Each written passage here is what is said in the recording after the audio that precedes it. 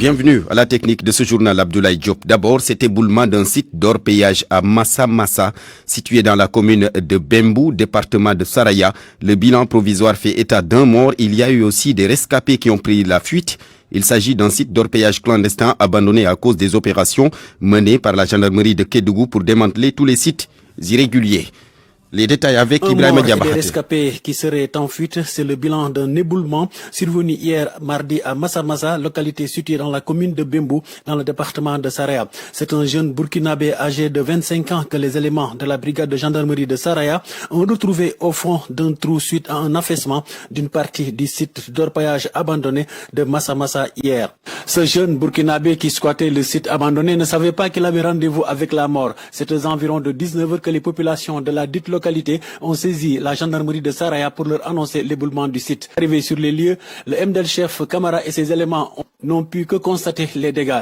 Ils ont repêché le corps sans vie du jeune burkinabé avant de l'acheminer vers le centre de santé de Saraya. Ces cas d'éboulement isolés de sites abandonnés sont récurrents dans le département de Saraya et souvent après les opérations de démantèlement des sites illégaux, certains orpailleurs attendent le départ des forces de sécurité des lieux pour revenir squatter le site à la recherche du métal précieux. Et c'est dans ces moments le plus souvent que ces nombreux accidents se produisent. C'est ce qui explique aujourd'hui les opérations d'envergure menées par la compagnie de gendarmerie de Kédougou pour mettre fin à ces activités illicites et dangereuses. Ibrahima Diabahaté, Kédougou, RFM. RFM. L'info, c'est ici. L'info, c'est ici. La CREI, la Cour de répression de l'enrichissement illicite, on en reparle. Avec cette interrogation, que deviennent les dossiers des 25 personnalités qui avaient été annoncés au début du magistère de Macky Sall? Une enquête menée par la radio Futur Média révèle que 3 autres dossiers sont actuellement bouclés et dans ce lot figure celui de Maître Ousmane Gom. 8 autres en sont au stade des enquêtes préliminaires. Les détails avec Binta Diallo.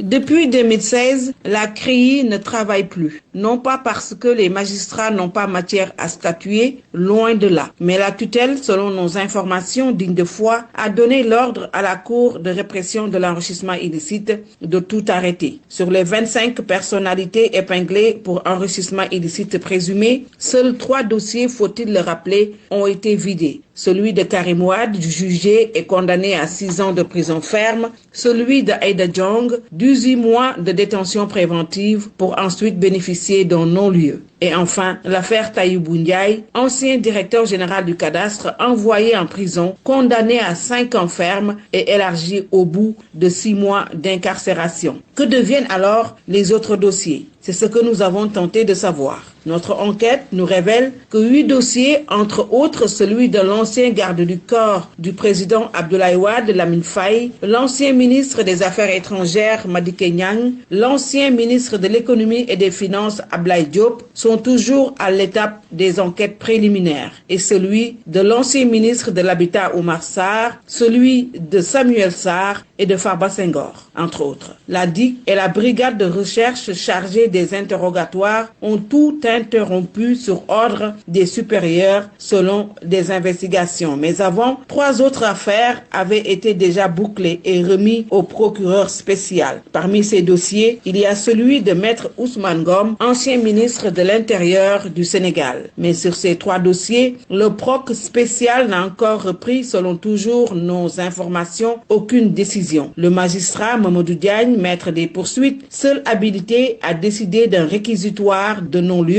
ou de renvoi devant la Cour pour jugement. Nous avons tenté, bien évidemment, de recueillir sa version des faits sans suite. La commission d'instruction de la CREI, faut-il le rappeler, avait aussi déjà bouclé le dossier d'Abdoulaye Baldé et de sa femme. Le rapport est également sur la table du procureur spécial. Selon nos informations, sur la liste des 25 personnalités, il n'y a pas que les anciens dignitaires du Parti démocratique sénégalais, mais également des notaires et de hauts fonctionnaires de l'État. Tous ces dossiers dorment dans les tiroirs de la CREI en attendant les instructions venant de l'exécutif. Binta Diallo, juste rappeler que c'est cette CREI, une juridiction d'exception qui avait donc condamné Karim Wade en 2015 pour enrichissement illicite.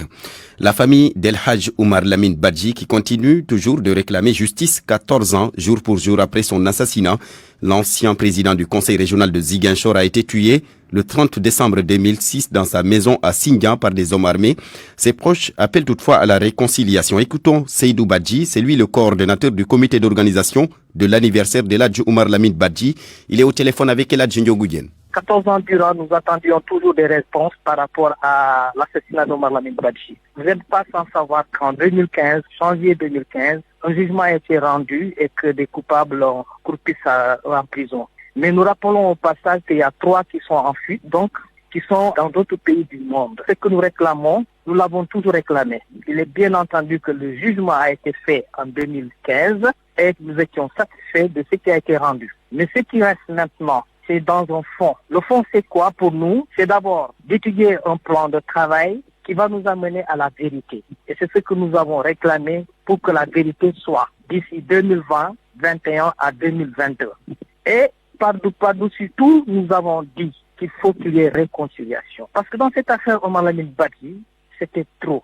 Et c'était difficile à comprendre. Des hommes très proches de nous faisaient partie des assassins. Nous avons constaté ces 10 dernières années que les relations sont un peu tendues, voire même que la confiance n'y est plus entre familles et que l'avenir de nos enfants risque d'être compromettant. Le Diola n'a pas de problème de caste, mais ces questions d'assassinat, c'est souvent compliqué. Ce qui fait que nous voulons qu'il y ait réconciliation. Si d'aventure il veut vraiment qu'il y ait réconciliation, c'est pour cela que nous exigeons un peu qu'il y ait réconciliation par rapport à cette question. Seydou Badji, le coordonnateur de l'anniversaire d'Eladji Oumar Lamine Badji, l'ancien président du conseil régional de Ziguinchor, qui, je le rappelle, a été tué le 30 décembre 2006 dans sa maison à Sindian. Cette révélation de Mame Makhtar Gueye, le nombre de récépissés accordés à des associations d'homosexuels et de lesbiennes a doublé dans notre pays. Au Sénégal, donc, en l'espace d'une année, il est passé de 16 à 32 selon le vice-président de l'ONG, Jamra, qui demande la dissolution de toutes ces associations. Mame Makhtar Gueye était l'invité d'RFM Matin ce mercredi. Ils étaient au nombre de 16. Maintenant, on se retrouve à 32 associations qui bénéficient de manière illégale et scandaleuse de récépissés. Parce que le récépissé, c'est quelque chose de sérieux. C'est un symbole de reconnaissance officielle. Et naturellement, ils l'ont eu de manière anormale, en violation du Code des obligations civiles et commerciales. Avez-vous des preuves de ces allégations concernant le nombre d'associations homosexuelles et pourquoi vous ne publiez pas la liste de ces associations homosexuelles? Jamra a publié dans sa page Facebook et dans un communiqué que nous avons fait parvenir à la presse un échantillon de ces 16 associations d'homosexuels avec tous les détails. Le nom du président, le siège, nous l'avons occulté. Parce que naturellement, il y a des individus équilibrés, mais il y en a d'autres qui risquent de faire ce que le Wolof appelle le halou, aller mettre le feu là-bas, comme ça s'est passé au Nigeria. Il y a eu des morts, et c'est Jamra qui serait pénalement responsable. Donc cet aspect-là, nous l'avons réservé au ministre de l'Intérieur.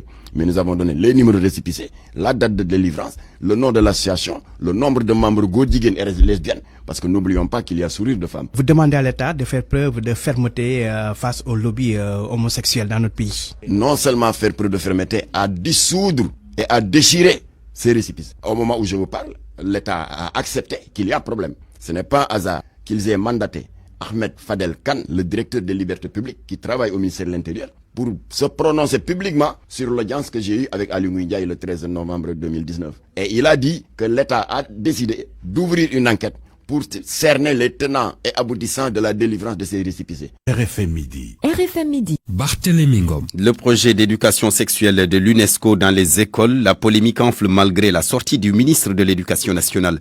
Mamadou Talla a déclaré qu'il n'envisageait pas de changer le programme, encore moins d'intégrer un nouveau module. Mais les documents officiels disent le contraire. Il est bien fait état de l'élaboration d'un module de formation des enseignants en éducation à la santé, de la reproduction et de sa prise en compte dans les curricula officiels. Georges Détché-Diop. Une chose pour le moins sûre, les lettres d'invitation à l'atelier et les termes de référence démentent le ministre de l'Éducation nationale, même si en réalité, dans l'objet, il s'agissait d'un atelier de restitution de la revue et de l'analyse de l'intégration de l'éducation à la santé et de la reproduction dans les programmes scolaires. Et c'est là justement que se situe le problème. Il est clairement mentionné que la revue et l'analyse s'inscrit dans le cadre du Fonds de solidarité pour les projets innovants. Il est question de la promotion de l'égalité filles-garçons et la santé sexuelle et reproductive pour les adolescents scolarisés et non scolarisés au Sénégal et au Togo. Et quand Mamadou Talla déclare qu'on s'en tient à ce qui existe, les documents le rectifient. Ils indiquent que l'UNESCO conduit une étude documentaire des entretiens et travaux techniques pour définir le niveau de prise en compte de l'éducation à la santé et de la reproduction dans les curricula officiels de l'élémentaire et du secondaire ainsi que dans les référentiels de formation des enseignants dans les deux pays. Et identifier ensuite les forces à consolider et les domaines à améliorer au niveau des curricula, de la formation des enseignants, des politiques et stratégies, du matériel didactique ou du suivi et évaluation dans ces systèmes éducatifs. Aussi, pour les résultats qui étaient attendus de l'atelier, il est fait état de propositions des orientations pour l'élaboration du module de formation des enseignants en éducation à la santé de la reproduction. D'ailleurs, la dernière étape de la méthode du programme de l'atelier a invité à s'appuyer sur les recommandations pour esquisser la structure du module en question. Il faut souligner cependant à la lecture des documents que les organisateurs ont précisé qu'à la suite du diagnostic, il s'agira de formuler les recommandations à prendre en compte pour l'élaboration d'un module de formation de qualité sur l'éducation à la santé de la reproduction et la réponse aux violences de genre en milieu scolaire adapté au contexte socio-culturel du pays. Georges Déthié-Diop notait justement que le G7, le groupe des syndicats d'enseignants les plus représentatifs, tient une réunion à l'instant même sur cette question. Ces syndicalistes de l'enseignement comptent mener la riposte en compagnie d'autres organisations. Midi 13, la suite. Santé, le Sénégal qui enregistre aujourd'hui un record de 7 décès en une seule journée, décès liés à la Covid bien sûr, ce qui porte à 402 le nombre total de décès, 139 nouvelles contaminations dont 95 issues de la transmission communautaire. Nafissa Toussila. 7 décès en un jour, un chiffre jamais enregistré depuis le début de la pandémie au Sénégal. De 2,7%, le taux de létalité est passé à 2,12% en seulement une semaine. Environ 20 morts pour 1000 malades. Depuis le premier cas enregistré le 2 mars 2020, le Sénégal totalise 18 945 cas de Covid-19 et 402 décès. Nombre de décès en recrudescence ces derniers jours. En effet, le nombre de morts enregistrés par jour n'avait pas encore excédé 6 morts. Lors de la première vague, c'était le 15 juin, première fois que le Sénégal atteint ce chiffre et on était à 70 personnes décédées contre 5247 cas de coronavirus. Au 22 décembre dernier, le Sénégal, dans sa seconde vague, comptabilise encore en un jour 6 décès de Covid-19 avec 378 décès. On était à ce jour à 18 043 cas de coronavirus. De 23 décès la semaine dernière, on est à déjà 14 morts en seulement l'espace de 3 jours. Le nombre de malades en réanimation aussi connaît une hausse en passant de 37 à 41 en seulement 24 heures. Nafissatou Silla, l'espoir renaît chez les travailleurs du groupe Excaf Télécom. La direction a décidé d'éponger au moins 2 mois de salaire à partir de demain, selon le secrétaire général du syndicat. Pour autant, Lansana Diandi et ses camarades entendent poursuivre le combat pour de meilleures conditions de travail. Lansana Diandi, le secrétaire général du syndicat section Saint-Pix du groupe Excaf Télécom, au micro de Papa Balagui. La direction a décidé de payer 2 mois de salaire au plus tard demain, le 31 décembre 2020. Alors, c'était pas la première promesse qu'on avait eue. On avait décidé de faire ce même point de presse la semaine dernière qui a été annulé après la médiation de certains cadres de l'entreprise. Alors, il a été décidé de payer les salaires au plus tard le lundi dernier. Malheureusement, certains ne sont pas encore payés. Alors, cette situation, nous espérons que demain, la direction générale va régler la situation pour soulager ces pères de famille qui sont restés pendant plusieurs mois sans percevoir leur salaire. Combien de mois? Alors ça varie, il y a certains qui sont à 1 mois, 2 voire 7 mois pour le mois de décembre y compris. Alors c'est cette situation-là que nous vivons.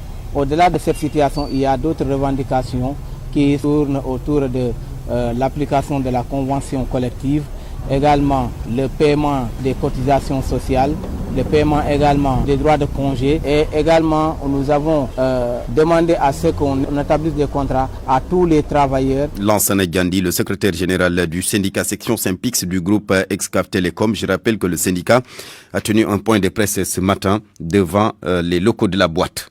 Le président de la République va livrer demain jeudi son traditionnel message à la nation. C'est dans le cadre des fêtes de fin d'année. C'est demain, le 31 décembre. Mais déjà, le monde rural, qui dit beaucoup attendre de cette adresse à la nation, se signale. L'Union du monde rural en conclave en Danksen dans le Baol exige la fin de la réforme sur l'hydraulique rurale.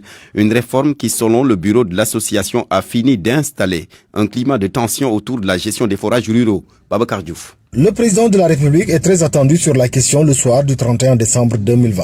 Lors de son traditionnel message à la nation, l'Union du monde rural l'invite à rompre les chaînes. Modou Diouf, chargé de communication de l'Union du monde rural. Nous voulons notre indépendance. Le président Macky Sall, le monde rural vous interpelle et vous dit nous ne voulons pas notre indépendance, mais nous voulons notre autonomie.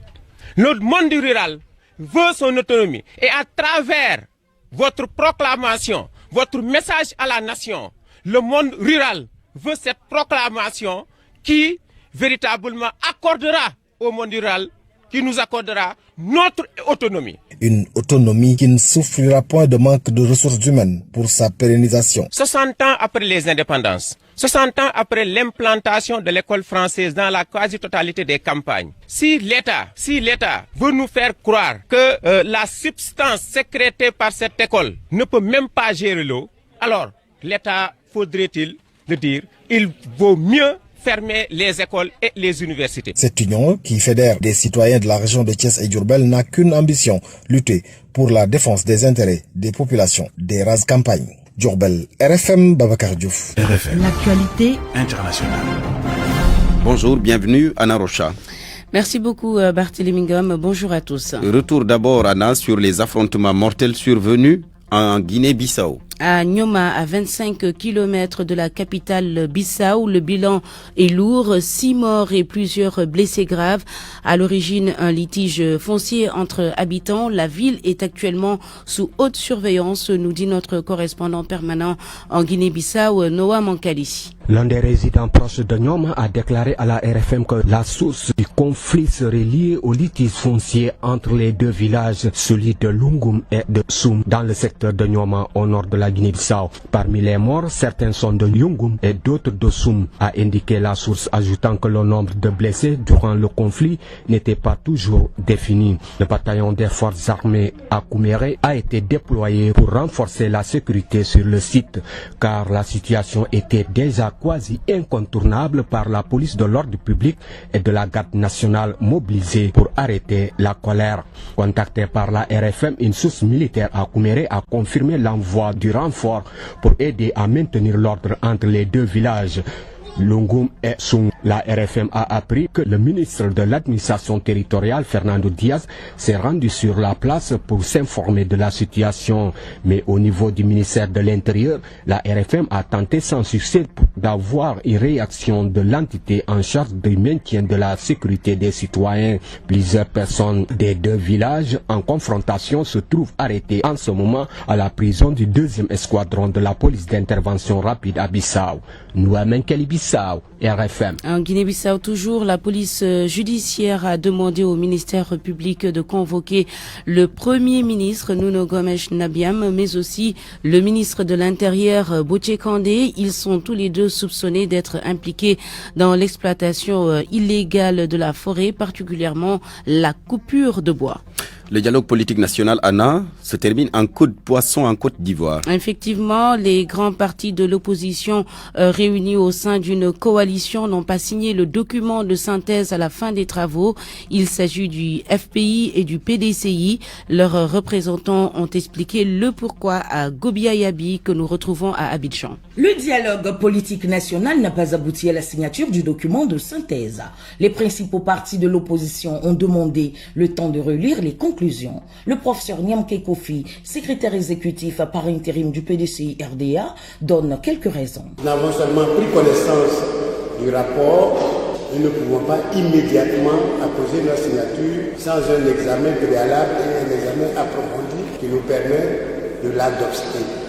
Par ailleurs, nous pensons que les ambiguïtés ou les équivoques que nous ressentons dans la lecture du texte devront faire l'objet d'éclaircissements à travers la poursuite de ce dialogue entre le président Alassane Ouattara, le président Laurent Gbagbo et le président Henri Konan Bédié.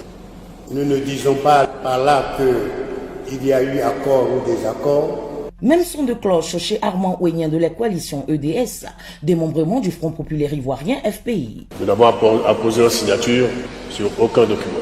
Il est évident que certains l'ont fait, mais nous ne l'avons pas fait. Nous réservons notre signature après véritablement des éclairages sur certains points bien précis qui ont été identifiés. Même si certains partis de l'opposition avaient annoncé leur participation aux élections législatives d'ailleurs prévues pour le 6 mars 2021, la réticence à signer le document cadre intrigue plus d'un.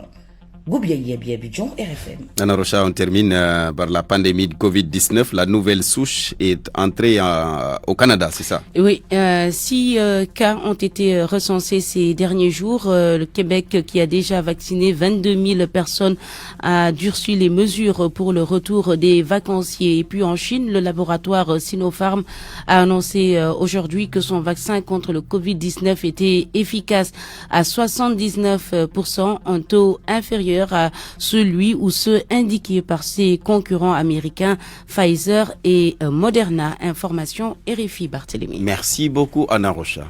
RFI Sport.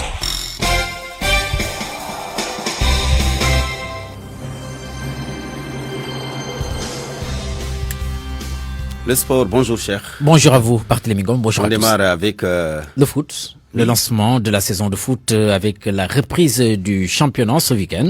La Ligue sénégalaise de foot professionnel a tenu ce matin une conférence de presse. Le président Sayersek qui est revenu sur les décisions majeures pour faire face à la pandémie de Covid-19. On l'écoute donc Sayersek ce matin à l'issue de la conférence de presse. Nous avons accepté de jouer à huis clos. C'est l'une des principales décisions cette année, pour le moment, parce que tout dépendra évidemment à la fois de notre capacité à respecter effectivement ce huis clos et à jouer de manière avec responsabilité. L'organisation comptera 15 membres et il sera autorisé également à la presse 15 membres par match. Dans chaque match, on aura 90 personnes. Ça, c'est les dispositions qui ont effectivement été prises d'un point de vue organisationnel pour qu'on puisse effectivement démarrer notre championnat le 2 janvier. Des propos recueillis par Papa Mbaye Diaw, qui est stagiaire à la radio Futur Média. Un Sénégalais à la tête du club belge du Standard de Liège, Mbaye Leye, ex-joueur du club, a signé un contrat de 6 mois. Il remplace à ce poste le Français Philippe Montagnier limogé. Voici le témoignage de notre compatriote Sadio Demba, qui est par ailleurs le premier entraîneur sénégalais ayant dirigé un club de l'élite belge avant de s'exiler en Arabie Saoudite, où il a dirigé en 2018 à Al-Rouba. Sadio Demba, ex-international et joueur de la Jeanne d'Arc de Dakar dans les années 80, interrogé par Baba Garfal. Je crois que c'est un bon choix que le Standard a pu faire, d'autant plus qu'il cherchait un entraîneur issu de la famille. Mbaye Leye a joué au Standard, il a été entraîneur adjoint au Standard. Je crois que c'est un très bon profil pour le club parce qu'il connaît les réalités de ce club. C'est pas une mince affaire parce que le Standard se situe actuellement dans une situation pas trop catholique.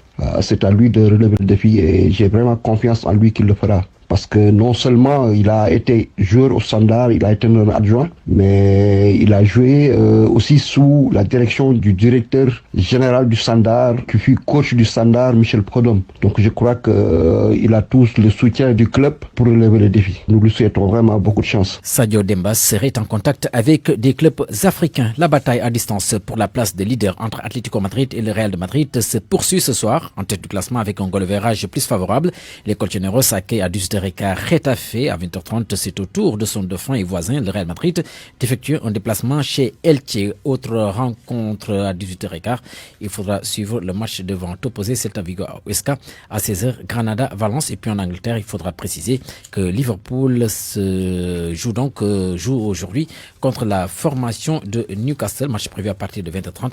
Une victoire permettrait à Sadio Mané et ses coéquipiers de consolider la place de leader. En tout cas, c'est serré. Oui, très serré, oui. Merci beaucoup, cher Tidiane. Merci à vous, Barthélémy.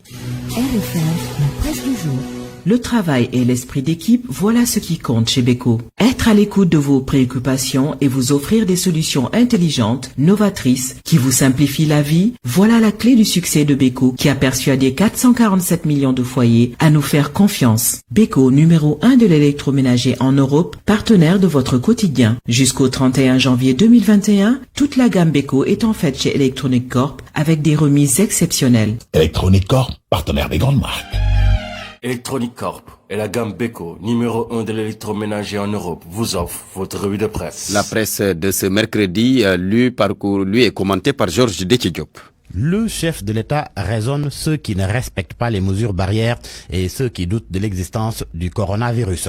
Le journal Le Quotidien, comme Enquête et Le Soleil, souligne que Macky Sall a rappelé hier que la guerre n'est pas terminée en appelant les Sénégalais à la vigilance et à la responsabilité et au respect des règles de prévention contre ce fléau mondial. Ces propos tenus lors de l'inauguration du nouveau centre des maladies infectieuses de l'hôpital Fann occupent d'ailleurs la une de ces journaux. Ceux qui croient que la maladie n'est qu'une fiction, qu'ils pensent aux morts et aux familles endeuillées. Il faut penser aux malades et leurs souffrances et les séquelles de cette terrible maladie. Le chef de l'État leur a aussi dit, je le cite, « Vous vous mettez en danger et vous mettez en danger les autres ». Ainsi, Enquête affirme que le chef de l'État alerte face à l'explosion des cas de Covid-19 et des morts. Source A parle d'un tableau ombrageux au regard du dernier point fait hier par le ministère de la Santé. 5 nouveaux décès portant le bilan à 395 morts, 37 cas graves et 78 nouvelles contaminations. Face à la nouvelle série de décès, l'observateur souligne que l'État est entre le marteau de la propagation du virus et l'enclume d'une économie à genoux. Le constat est alarmant selon l'observateur qui note que la seconde vague fait des ravages même si un appel au respect des mesures barrières est fait tous les jours par le ministère de la Santé. Ainsi, mon confrère se pose la question de savoir s'il ne faudrait pas aller vers des mesures plus corsées.